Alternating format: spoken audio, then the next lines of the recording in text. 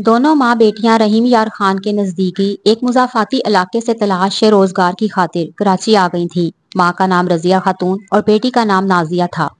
رضیہ کے نقوش تیکھے تھے لیکن غربت نے اس کے حسن کو نگل لیا تھا۔ اس کا خاوند فالس سے معذور تھا، اسے اپنے گاؤں میں کسی رشتہ دار کے پاس چھوڑ کر آ گئی تھی۔ رضیہ کو شروع میں کوئی کام نہ ملا، وہ ایک کچی آبادی میں اپنے دور کے رشتہ دار کے یہاں ٹھہری تھی۔ جلد ہی قریبی چند کوٹھیوں میں اسے برتن دھونے اور جھاڑو پونچھنے کا کام مل گیا تھا۔ یہ دونوں ماں بیٹیاں صبح سویرے گھر سے نکلتی اور 5 گھروں میں کام کر کے شام 7 بجے گھر لوٹ آتی۔ فی بنگلہ 2000 اوسطن اجرت ملتی، یوں مہینے کے 10-12 ہزار کما لیتی تھیں۔ ایک کمرے کا کرایہ 2000 اور 500 بجلی کے بل میں ادا کرنے کے بعد ماہانہ 8000 روپے باقی رہ جاتے تھے۔ رضیہ باقاعدگی سے اپنے شوہر کو گاؤں 4000 بھجوا دیتی، باقی رقم گزارے کے لیے کافی ہو جاتی۔ 6 ماہ اسی طرح کام کرنے کے بعد رضیہ سست پڑ گئی۔ یہ دسمبر کا مہینہ تھا۔ ایک روز اس نے ہمارا دروازہ کھٹکھٹایا۔ میں لان میں کرسی ڈالے دھوپ سینک رہی تھی۔ ان دنوں ملازمہ کام چھوڑ کر چلی گئی تھی اور کام والی ماسی کی مجھے اشد ضرورت تھی۔ گیٹ کھولا تو لگا کہ اللہ تعالیٰ نے میرے دل سے نکلی دعا قبول کر لی ہے، کیونکہ پچھلے 15 دن سے گھر میں صفائی نہ ہوئی تھی۔ کھانا پکانے اور برتن دھونے سے ایسی ہی تھکن ہو جاتی کہ ننڈھال ہو جاتی، باقی کام پڑا رہتا۔ رضیہ اندر آ گئی۔ وہ خود تو لاغرضی سی تھی لیکن اس کی 14 سالہ بیٹی تنومند اور بہت خوبصورت تھی۔ سمجھ گئی کہ ان کو کام کی ضرورت ہے، پھر بھی آنے کا مقصد دریافت کیا۔ بیگم صاحبہ، ہم کو کام چاہیے۔ رضیہ نے کہا، کیا کام کرو گی؟ جھاڑو پونچھا، برتن، کپڑے دھلائی، کھانا بنانا، جو کام آپ بتائیں گی کر دیں گے۔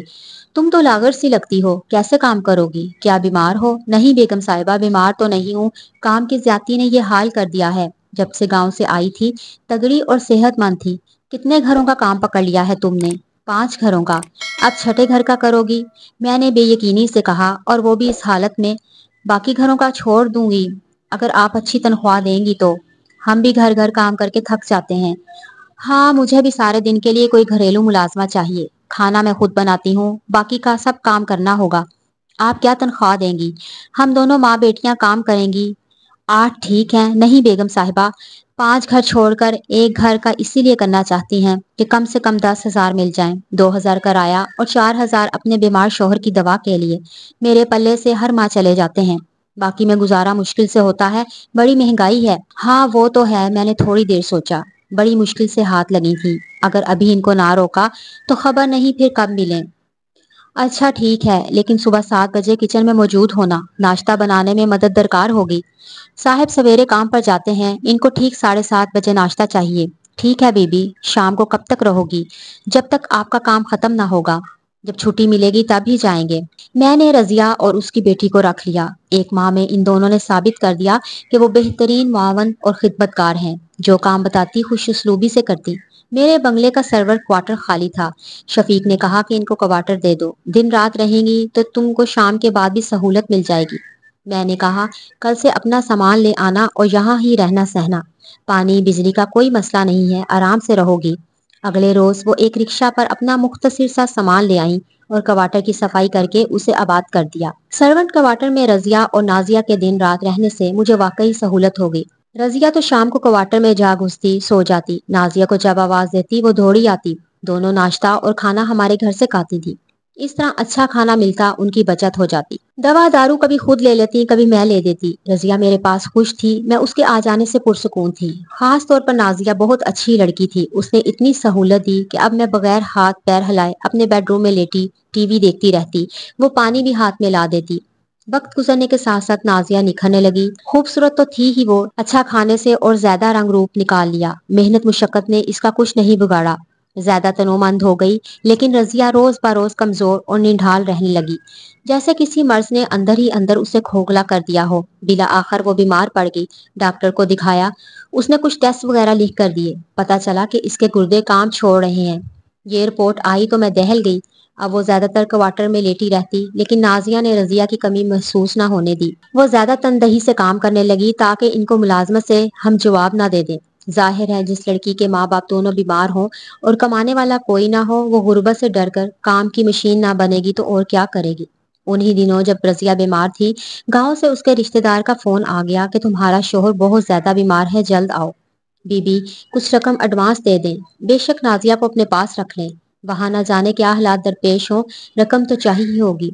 मैंने उसके हाल पर तरस खाते हुए तनख्वाह के अलावा 10,000 और भी दिए कि पेश की तनख्वाह समझ लो। शफीक से कहा कि अम्मा रजिया को रहीम यार खान जाने वाली कोच पर बिठा आओ। वो खुद उसे अपनी कार में अड्डे तक ले गए और टिकट भी खरीद दिया। अम्मा रजिया नाजिया को मेरे हवाले करके गांव चली गई।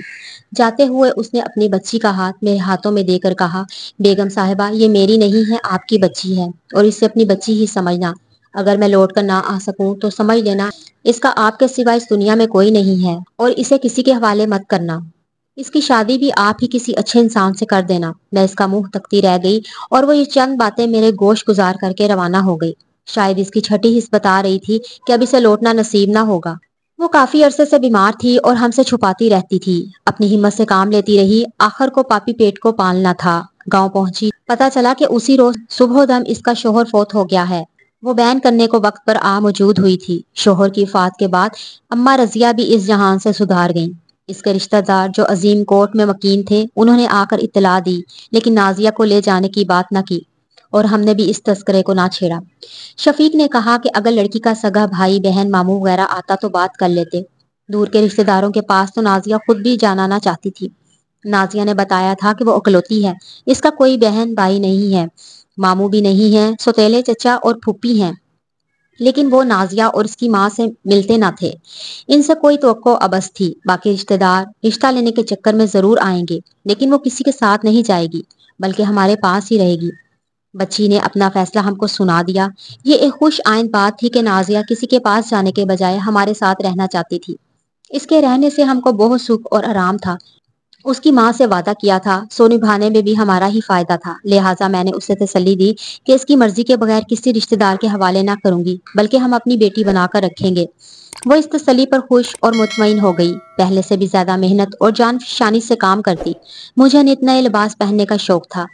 चंद दिन एक जोड़ा पहनती तो फिर जी ओब जाता। नए जोड़े बनवा लेती और अपने पहने हुए नए नए जोड़े नाजिया को बख्श देती। अच्छे लिबास में तो वो शहजादियों जैसी लगती। मेहमान आते तो इसे हमारा रिश्तेदार समझते। 5 बरस और बीत गए। वो 24 साल के लगभग हो चुकी थी, लेकिन मेरे दिल में इसको ब्याहने का ख्याल ना आता।